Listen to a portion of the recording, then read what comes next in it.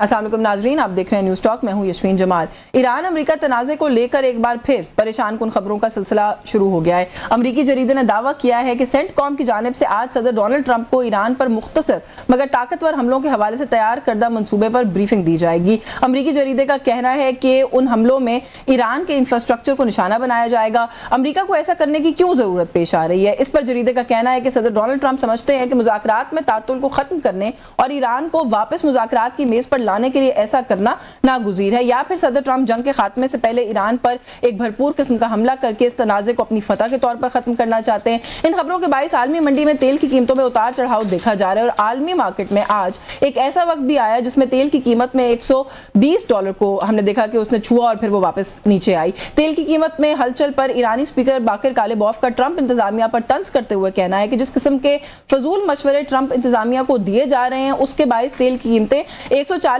तक भी जा सकती हैं। ईरानी सुप्रीम लीडर मुश्तबा खामेनाई का अमेरिकी सदर डोनाल्ड ट्रंप की जानिब से ईरान की जौहरी सलाहियतों के खात्मे का जवाब देते हुए कहना है कि ईरान अपनी जौहरी और मिसाइल सलाहियतों का सख्ती से दिफा करेगा। ईरानी अवाम इन सलाहियतों को कौमी सरमाया समझती हैं और इनकी हिफाजत ऐसे करेंगे जैसे अपने पानी, जमीन और फिजाई सरहदों की करते हैं। ईरानी क़यादत की जानिब से अबनाए हुर्मुज़ समेत अपनी जौहरी सलाहियतों के दिफा में आने वाले ये सख्त बयान इस बात की निशानदेही करते हैं कि आने वाले दिनों में सूरत हाल दोबारा से कशीदा हो सकती है। दूसरी जानिब आज इस्लामाबाद हाई कोर्ट में 190 मिलियन पाउंड केस की समाअत हुई जिसमें इमरान खान के वकील सलमान सफदर की जानिब से सजा मुअत्तली की दरखास्तों पर दलाइल दिए गए, जबकि फाजिल बेंच की जानिब से मरकजी अपीलों पर दलाइल देने का इसरार हमने देखा कि सामने आया। दौरान समाअत इमरान खान के वकील सलमान सफदर की जानिब से यह इंकशाफ सामने आया है कि इमरान खान को 22 घंटे जबकि उनकी अहलिया बुशरा बीबी को 24 घंटों के लिए कैद तन्हाई में रखा जा रहा है। वकील सलमान सफदर का कहना था कि जिन मुकदमात में सजा सुनाई गई है उनमें से किसी फैसले में भी कैद तन्हाई की सजा नहीं है। साबिक वज़ीर आज़म और उनकी अहलिया के साथ जेल में होने वाले सलूक ने हुकूमती बयानात और रवैये में तजाद पर बहुत से सवालात खड़े कर दिए। तो ये कुछ इशूज़ हैं जिन पर आज की इस नशिस्त में हम बात करने की कोशिश करेंगे। हमें प्रोग्राम में ज्वाइन किया पाकिस्तान मुस्लिम लीग नवाज से सेंटर शाज़िब दुरानी साहब ने। बहुत शुक्रिया सर आपका, आपने प्रोग्राम में वक्त दिया। पाकिस्तान तहरीक इंसाफ से नईम हैदर पंजोता साहब मौजूद हैं। Thank you so much sir for your time. Also senior माहिर कानून है आबिद जुबैरी साहब ने हमें ज्वाइन किया। बहुत शुक्रिया जुबैरी साहब आपका भी, आपके वक्त के लिए। मैं सेनेटर साहब अगर आपसे गुफ्तगू का आगाज़ कर लूँ, ये जो अमरीकी मीडिया रिपोर्ट्स है सर, इस वक्त एक इंडिकेशन ये हो रही है कि शायद ये ईरान पर दोबारा से हमले की जो है वो तैयारी है। उसमें जो जवाब दिया ईरान ने अभी इब्तदाई में मैंने आपको बता दिया कि वो कह रहे हैं कि हम अपने जान, अपनी सरहद, अपनी ज़मीन, हर चीज़ की तरह की हिफाजत अपनी जौहरी जो असासें हैं उनकी करेंगे। तो ये दोबारा कॉन्फ्लिक्ट की तरफ, जंग के आगाज़ की तरफ आपको लगता है मामला जा रहा है? जी देखें, सबसे पहले तो इस इशू को समझने की बहुत ज़रूरत है। ये कोई प्रॉपर्टी का डिस्प्यूट नहीं है जिसके अंदर दो पार्टीज बैठी हुई हैं और आपस में जो है ना बैठ के, it's a very complex issue जिसके अंदर एक तरफ एक सुपर पावर है जो $25 बिलियन की अभी तक अपनी जो है ना वो मैं कहूँगा जी वेपनाइज इस्तेमाल किए उन्होंने। दूसरी तरफ एक रेजिलियंट एक कॉम बैठी हुई है जो उनको जो है ना एक टफ टाइम दे रही है। तो ये बहुत एक और फिर एक रीजनल एक क्राइसिस क्रिएट हो रही है गल्फ में।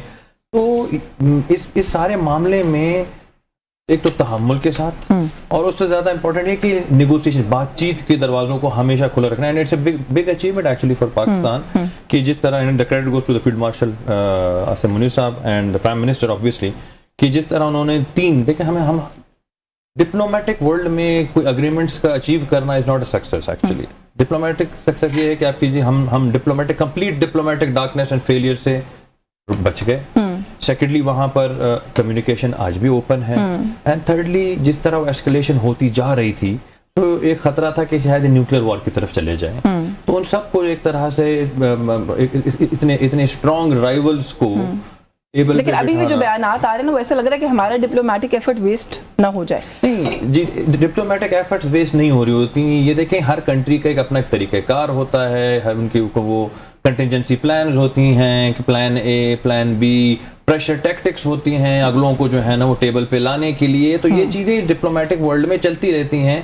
इसीलिए आप देख रहे होंगे कि अब पाकिस्तान जो है ना अपने तो हम तो अपनी कोशिश कर भी रहे हैं, लेकिन द क्वाड्रिलेटरल जो हमारा एक इजिप्ट, सऊदी एंड टर्की, ये चार भी जो है ना बहुत ज़्यादा फोकस्ड है इस चीज़ के ऊपर। Because this is no more a issue between Iran and जी US. expand हो रही थी ये It is a जंग global crisis. It is heading towards a global crisis. Yes. आपने खुद कहा कि prices जो है ना वो 140 तक जा सकती हैं और countries जैसे smaller nations they cannot afford इस तरह की crisis को. Countries like तो us, there we are- cannot there- afford. There can be मतलब आप देख सकते हैं कि लाखों करोड़ लोगों का जॉबलेस होने का खदशा है, एक इकोनॉमिक मेल्टडाउन का खदशा है जिस तरह हमने 2008 में देखा था. तो I am very much optimistic and hopeful that in coming few weeks ये चीज़ें यकीनन एक दूसरे को जो है वो थ्रेटनिंग टोन भी होगा, एक दूसरे के जवाबात भी दिए जाएंगे, पॉलिटिकल स्टेटमेंट्स भी होंगी, but eventually the solution will come जब इनको दोबारा से टेबल पे बिठाया जाएगा and that will be achieve pretty सून इंशाल्लाह. बिल्कुल ठीक है. थोड़ा सा अपने इंटरनल पॉलिटिकल इश्यूज पर भी आते हैं. यही ईरान अमेरिका वाले मामले में कुछ आप ऐड करना चाहते हैं पंचोदा साहब जरूर कीजिएगा. साथ ही साथ 190 मिलियन पाउंड केस की समाअत जो आज के दिन की हुई उस पर what do you have to say, क्योंकि वहां पर जो हमने देखा कि सलमान सफदर साहब ये इसरार करते रहे कि जो मरकजी अपील है यानी बरियत की अपील है उसके ऊपर जो है वो आर्ग्यूमेंट होना चाहिए. ऑन द अदर हैंड जो जज साहब हैं उनका बिल्कुल इसके ऊपर जो है वो मौक़िफ़ मुख्तलिफ था. तो आप आज की हियरिंग को कैसे देख रहे हैं? बहुत शुक्रिया आपने मौका दिया जी यास्मीन साहबा. देखें, खान साहब और बुशरा बीबी साहबा को अलकादर ट्रस्ट केस के अंदर सज़ा हुई जनवरी 2025 के अंदर ये सज़ा हुई और अब आप देख लें कि 5वां महीना जो है वो स्टार्ट होने वाला है और इस हिसाब से अगर देखा जाए तो 14 महीने से ज़्यादा टाइम होगा. इमरान खान साहब की ज़मानत को डिसाइड नहीं किया गया, ना ही बुशरा बीबी की ज़मानत को डिसाइड किया गया. तो हम आज भी ये कह रहे थे कि इमरान खान साहब की और बुशरा बीबी की सेहत ठीक नहीं है. उनकी आंख का एक ऑपरेशन हुआ, दूसरे को भी आपने चौथी दफ़ा हॉस्पिटल आपने शिफ्ट किया. तो ज़मानत एक अर्जेंट नीयत का मामला होता है. आप अपील सुनने जा रहे हैं जबकि इससे पहले जितनी भी सज़ाएं हुई पहले आपने सस्पेंशन सुनी और असूल भी यही तय है कि पहले सस्पेंशन सुनी जाती है, सजा मुअत्तली की दरख्वास्त यानी ज़मानत सुनी जाती है और बाद में अपील देखी जाती है. जैसा तोशाखाना 1 केस के अंदर हुआ था उस वक्त भी ये हुआ कि ज़मानत की दरख्वास्त सुन ली गई, डिसाइड कर दिया गया, बरी हो गए. अब अपील जो है अभी तक उसकी नहीं सुनी जा रही. अब देखिए, जब आपने इमरान खान साहब को डिस्क्वालीफाई करना था तब आपने सिर्फ उसको सुन के अपील को नहीं सुना, ठीक है, और हम कहते रहे कि उसकी अपील सुने ताकि इमरान खान साहब इलेक्शन के अंदर पार्टिसिपेट कर सकें. आपने उस अपील को नहीं सुना, आज तक नहीं सुना. आज वो भी पटिशन छोड़ दिया आपने, उसके बाद अलकादर को भी आपने जो इद्दत वाला केस है वो भी आपने छोड़ दिया, ठीक है. उसके बाद तोशा खाना जो अब नया एक केस उसमें सजा हुई वो भी आपने छोड़ दी और अचानक जंप लेकर आप चाहते हैं कि अलकादर के अंदर समाअत हो ताकि यहाँ से अगर ये अपील खारिज हो तो जो नई तरमीम कर दी गई है उसके मुताबिक ये अब सुप्रीम कोर्ट में नहीं जाएगा मामला, बल्कि वहाँ जो वफाकी आईनी अदालत बनाई गई है वहाँ ये मामला जाएगा कि यहाँ से भी मोहर लग जाए, अपील खारिज हो जाए, वहाँ से भी मोहर लग जाए, अपील खारिज कर दीजिए. क्योंकि आपको पता है कि जजेस अपनी मर्जी से बैठाए गए हैं और यहाँ भी हाई कोर्ट के अंदर जो जजेस थे जिन्होंने कहा कि मुदाखलत नहीं होनी चाहिए, बाबर सत्तार के उन्होंने कहा जी कि वो भी यूथियां हैं. अगर आप उनके प्रोग्राम सारे देखें जज बनने से पहले तो वो इमरान खान साहब की पॉलिसी को तरकीब करते थे, उनके खिलाफ बोलते थे. लेकिन जो ही उनको कहा गया कि आप हमारे मुताबिक फैसले करें बतौर जज, उन्होंने कहा कि मैं मुदाखलत पसंद नहीं करूंगा. इसी तरह बाकी जजेस वाला जो मामला है, ट्रांसफर ये सारी जो चीज है इसके अंदर आपने सारा एक मैच फिक्स किया. अब चीफ जस्टिस सरफराज डोगर के सामने ही साथ आसफ साहब हैं, उनके सामने ही इमरान खान साहब के केसेस क्यों लग रहे हैं और फिर अगर लग रहे हैं तो जब जैसे असूल तय है उसके मुताबिक क्यों नहीं चल रहा. और अपील के ऊपर जाने का मकसद ये है कि इस मामले को लिंगर ऑन किया जाए, लटकाया जाए ताकि इमरान खान साहब जेल के अंदर रहें, वो बाहर आ सके. और हमने ये कहा कि मेडिकल बुनियादों के ऊपर इस वक्त हक बनता है कि अदालत सुने. और साथ ये भी बताया कि 22 घंटे इमरान खान साहब और 24 घंटे आइसोलेशन के अंदर हैं. बात करते हैं सेंटर साहब से पूछते हैं, जरा आबिद जुबैर साहब को पहले मंगवाएं, बीबी की रिपोर्टें मंगाएं हेल्थ के हवाले से. चलिए इजाजत मैं आबिद जुबैर साहब से भी कहूंगा सर, अगर हमारे व्यूअर्स के लिए पहले थोड़ा सा आप अपना नुक्ता नजर इसके ऊपर दे दें. 190 मिलियन पाउंड केस की समाअत जो बेंच है सर वो ये इसरार करता रहा कि जो मरकजी बरियत की अपील है उसके ऊपर आर्गुमेंट होना चाहिए. सलमान सफदर साहब का मौकफ ये था कि सजा मुअत्तली जो है उसके ऊपर पहले जो है वो मैं आर्ग्यू करना चाहता हूँ. थोड़ा सा मुझे बता दें सर कानून क्या कहता है इस हवाले से. जी आबिद जुबैरी साहब. सर बहुत शुक्रिया आपका. बिस्मिल्लाहिर्रहमानिर्रहीम. देखिए, जैसे अभी पंजोता ने कहा कि ये जो पहला बेसिक उसूल होता है कि बेल की एप्लीकेशन जो सस्पेंशन की होती है वो सुनी जाती है क्योंकि वो फौरन टेकअप होगी. लेकिन आप खुद देखिए कि जनवरी 2025 में सजा हुई थी, आज 14 महीने हो गए. क्योंकि मुझे याद पड़ता है कि ये लोग एप्लीकेशनें देते थे अर्जेंट की तो वो लगती भी नहीं थी कि केस सुन लिया जाए. अब 1.5 साल हो गया, अपीलें चली नहीं है. अलकादिर है, तोशा खाना है जिसमें उनको सजाएं हुई हुई इमरान खान साहब को. तो उसूल ये था कि उनको सुना जाता कि अगर और मेडिकल ग्राउंड का बड़ा इनका इंपॉर्टेंट पॉइंट है ये कि उनको मेडिकल ग्राउंड पे तो वैसे ही इंसान की, अब देखें उसको सजा हुई है, उसको जान से तो मारने की या उसकी आंख जाया हो जाए किसी आदमी की, ये तो कोई आपको कोई कानून आपको इजाजत नहीं देता। आप केस सुने, सस्पेंड करें उनको, जेल में रहते हैं उनको आप उनके बेल दें, उनको वो घर से निकले, लेकिन नेचुरली उनकी सजा तो मौतल ही होगी ना, खत्म तो नहीं हो जाएगी। वो डिस्क्वालिफाइड है, वो डिस्क्वालिफाइड ही रहेंगे। लेकिन देखिए यहाँ तो उनको इंसाफ मिलना ही नहीं है। उनको एक फैसला हो चुका है कि उनको सजा देनी है, और उनको 14 साल की उसमें सजा, इद्दत जैसे केस उन पे बना दिए गए। और ये तोशा खाना के सारे ने, तो सारे लीडरान जो बैठे हुए उन्होंने तोशा खाना से क्या क्या नहीं किया, वो सारी रिपोर्ट्स भी आई थी। वो एक केस भी हुआ था कि तोशा खाने की लिस्ट आके दो कि किसने क्या लिया था। अल-कायदा ट्रस्ट का एक ऐसा जाली केस इनके खिलाफ बना हुआ है फॉर द सिंपल रीजन के उसमें वो तो एक सिविल इशू था, सिविल ब्लैकलिस्ट थी, और मलिक रियाज वगैरह की जो सेटल हुई थी, पैसा आ गया, पैसा हुकूमत पाकिस्तान के पास भी चला गया क्योंकि पहले सुप्रीम कोर्ट में उलझा हुआ था।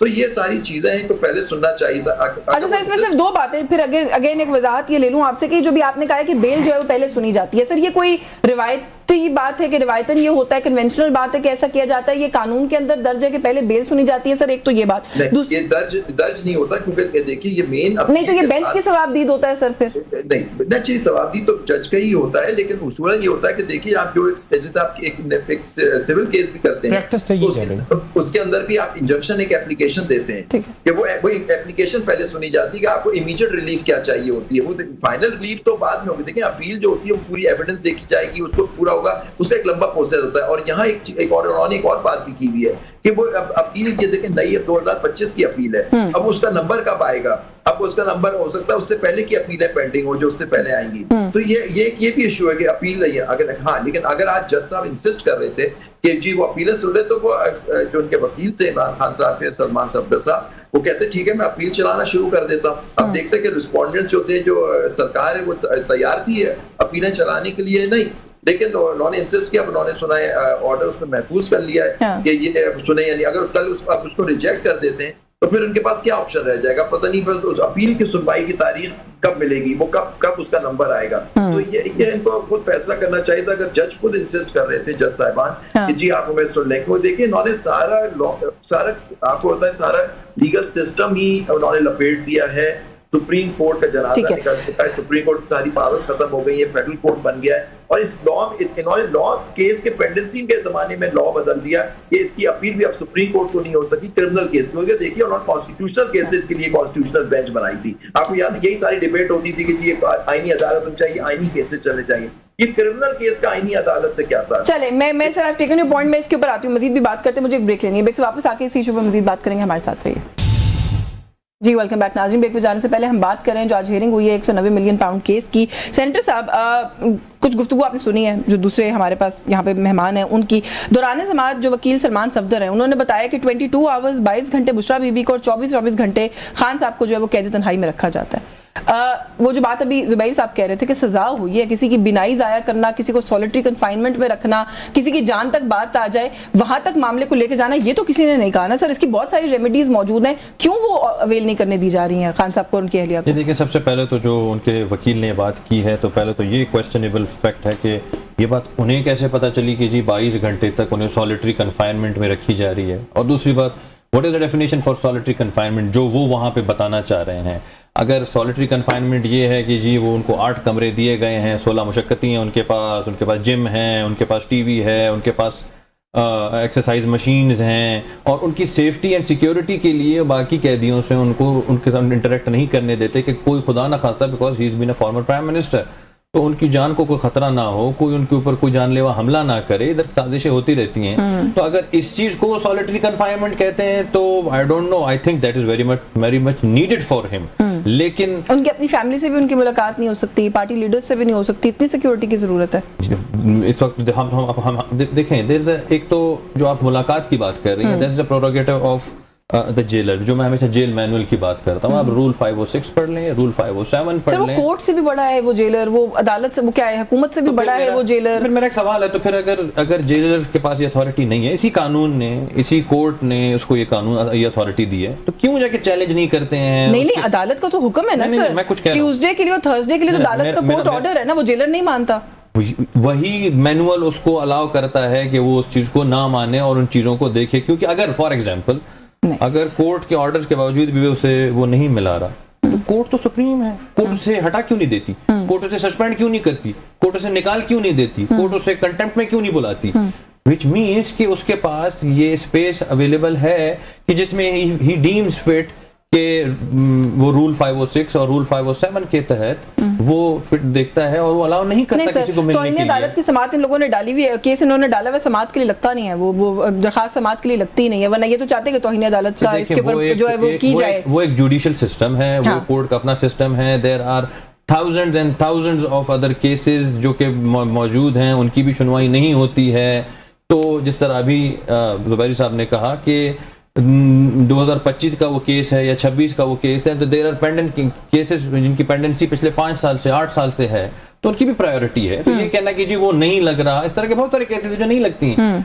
6 महीने बाद बारी आती है, किसी की 3 महीने बाद आती है, किसी की 1 साल मैं बाद पूछ लेती हूँ आती है। वैसे पंचोता साहब से, लेकिन अगर अदालत का हुक्म जो है उसको वो नहीं मान रहा और वहाँ पे केस नहीं समाप्त के लग रहा, जो भी रीजन है पेंडेंसी का, हुकूमत हटा दे उस जेलर को, क्यों हुकूमत दूली कर रहा है अदालत की? अल्टीमेटली गवर्नमेंट के लिए भी मसला बन सकता है अगर केस लग गया समाप्त के लिए। तो देखिए मैं आपको फिर वही बात बता रहा हूँ कि वह एक कानून, सारा निजाम एक कानून के तहत चलता है, वही कानून उस जेलर को ये एम्पावर कर रहा है, वही कानून जो जिस गवर्नमेंट ने, जिस पार्लियामेंट ने पास किया है, उसको उस असेंबली से जिसका हिस्सा ये भी रहे हैं, उसका हिस्सा हम भी रहे हैं, आज भी उनके हिस्सा हैं, तो वो कानून उन्हें इजाजत देता है कि जहां पर वो देखता है कि ऐसे कोई गैर एक एक्स्ट्रा ऑर्डिनरी किस्म के सर्कमस्टांसेस डेवलप हो सकती हैं वहां पे, जहां पे आपको कोई थ्रेट अलर्ट्स हैं, जहां पे आपको फील हो रहा है कि there can be a problem. ठीक है, तो ही कैन।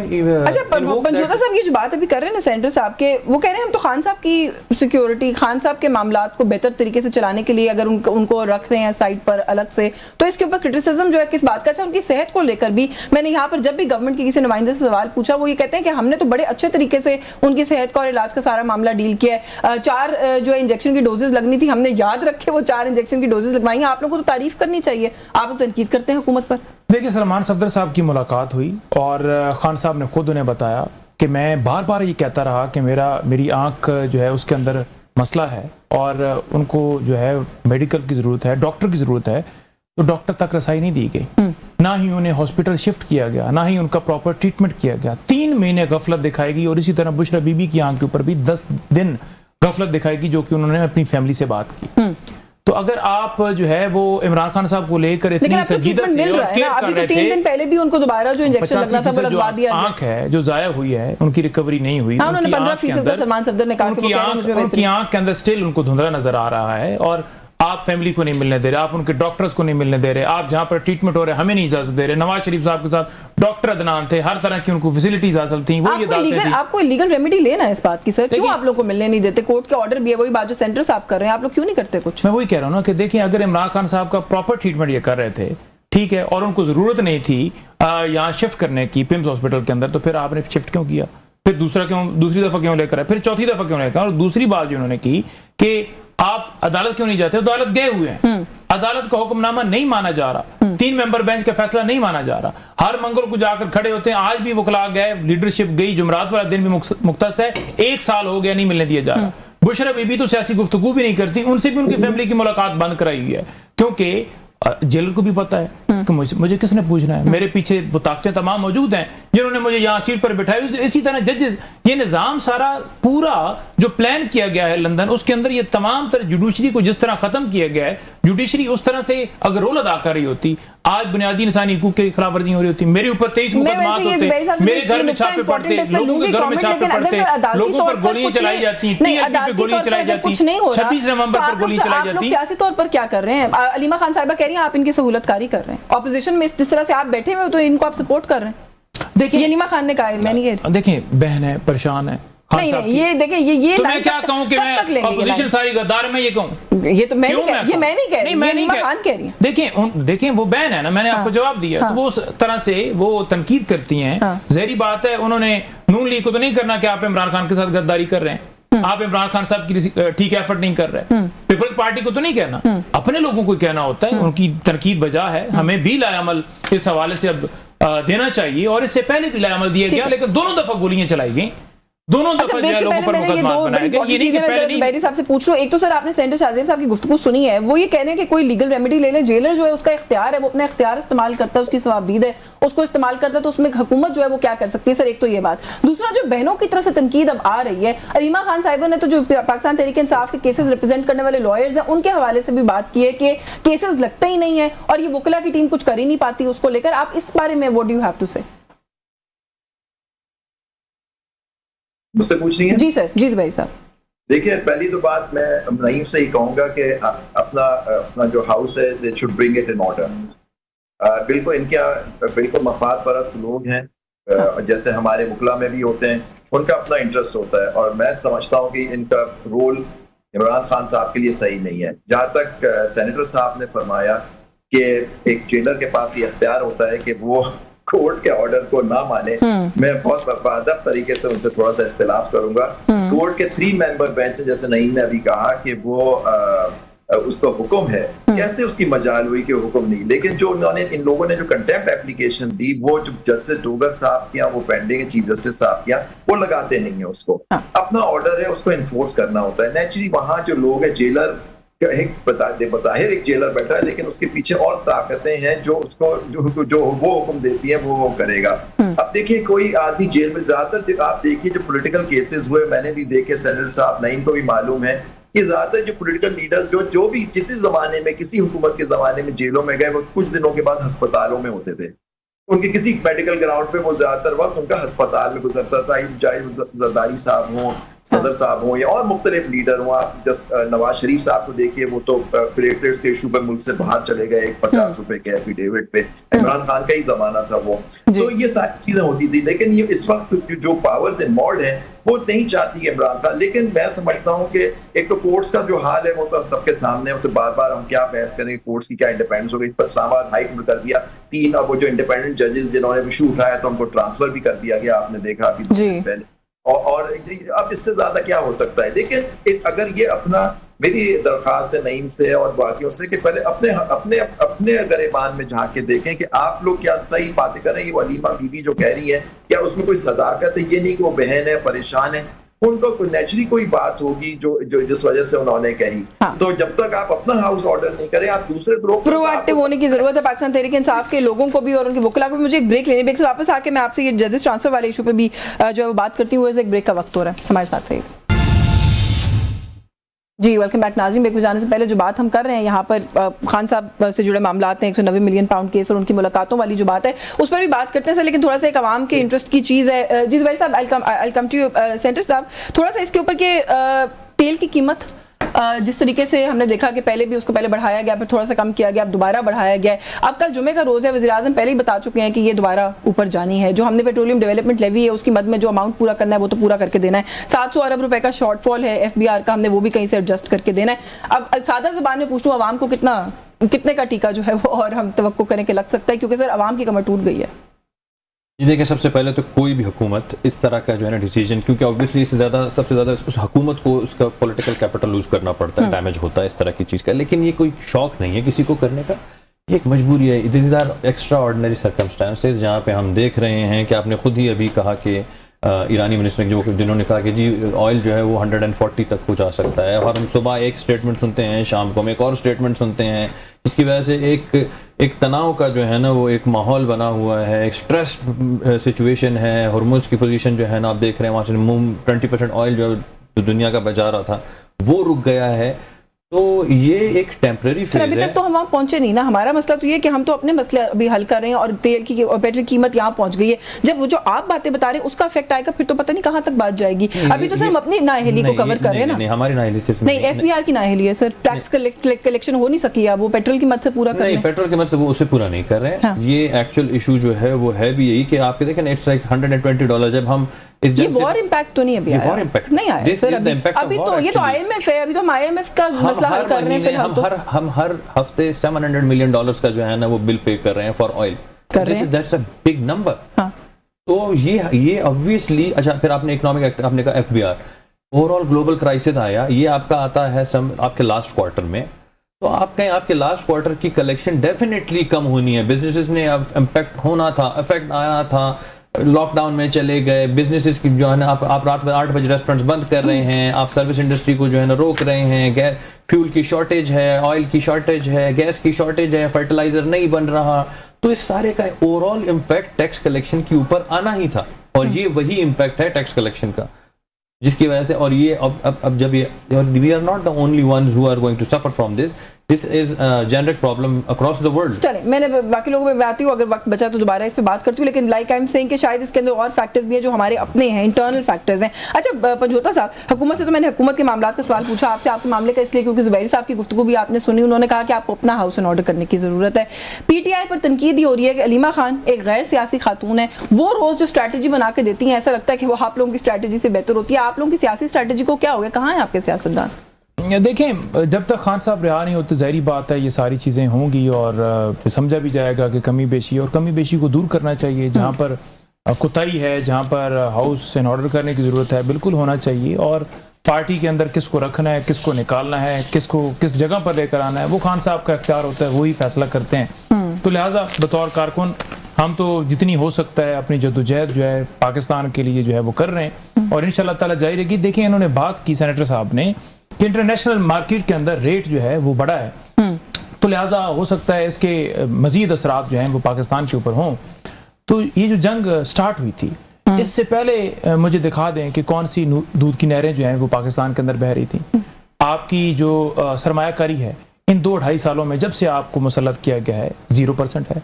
बेरोजगारी 21 साल की बुलंद तरीन सतह पर पहुंची, ये जंग से पहले की बात है। इसी तरह अगर आप देखें तो पाकिस्तान के अंदर जो कुव्वत खरीद है, 48 साल का उसने रिकॉर्ड तोड़ा। जो गुर्बत है वो 50% अवाम गुर्बत की लकीर के नीचे है। इसी तरह आप तमाम सारे किसानों को पूछ लें, मजदूरों को पूछ लें, ताजरों को पूछ लें, हर मकातब फिक्र को पूछ लें, आपको बताएगा कि भाई आपने 1.5 महीने पहले पाकिस्तान के साथ क्या किया। अच्छी नहीं थी बहुत, तो जो सूरत हाल पहले थी वो कोई जो है वो 100% ना थी, ना 80% थी, ना 90% थी, ना 10% इजाफा, बल्कि आप जब भी इक़्तिदार क्या है आप मुल्क को पीछे ही लेकर गए। और आज जो मुल्क की सूरत हाल है उसका जिम्मेदार ये हुक्मरान है जिन्होंने 40 साल इक़्तिदार किया, PMLN हो या पीपल्स पार्टी हो। 3 साल इमरान खान का तो दौर रहा जिसमें कोरोना भी था, उसके बावजूद 6+ GDP था। अब नुक्ता ये है कि जंग का बहाना बना के ये कह देना कि आने वाले दिनों के अंदर जो है महंगाई का तूफान आ जाएगा। अभी भी जो बिजली है, बिजली के ऊपर जो आपने महंगे जैसे मैंने कहा किए हुए हैं, नवाज शरीफ साहब, जरदारी साहब और मुशर्रफ साहब ने ये जो मुआहदे किए हुए हैं, उन मुआहदों को आज हम भुगत रहे हैं कि वहां जंग हो या ना हो आपका रेट बढ़ जाता है। मैं आपके सामने एक बिल रख देता हूं जहां 73 यूनिट सर्फ हुआ है और उसका बिल जो है वो 12,841 है, यानी 175 रुपए का यूनिट पड़ा है। और ये कह रहे थे कि 300 यूनिट तक हम पाकिस्तान की आवाम को फ्री बिजली देंगे।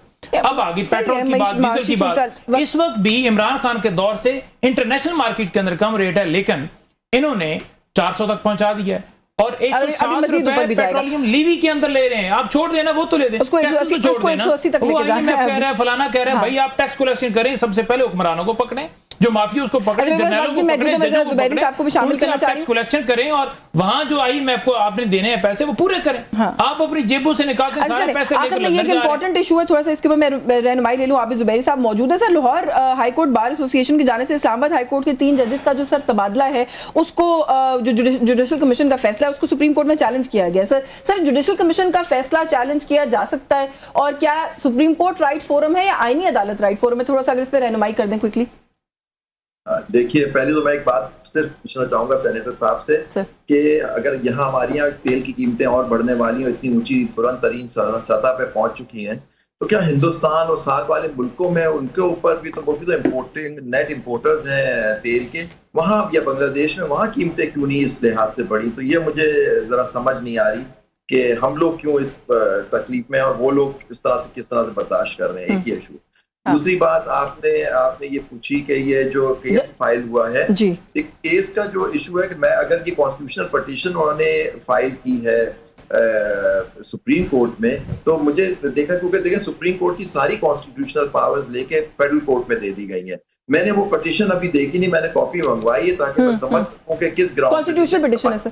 आर्टिकल 184, 180, आर्टिकल 185, 186 सारी जो सुप्रीम कोर्ट की पावर्स थी वो फेडरल कोर्ट को दे दी गई है। तो सुप्रीम कोर्ट के पास तो दो कॉन्स्टिट्यूशन का अंदर कोर्ट तो है वो, लेकिन उसके बाद कोई कॉन्स्टिट्यूशनल पावर नहीं है, वो खत्म कर दी गई है।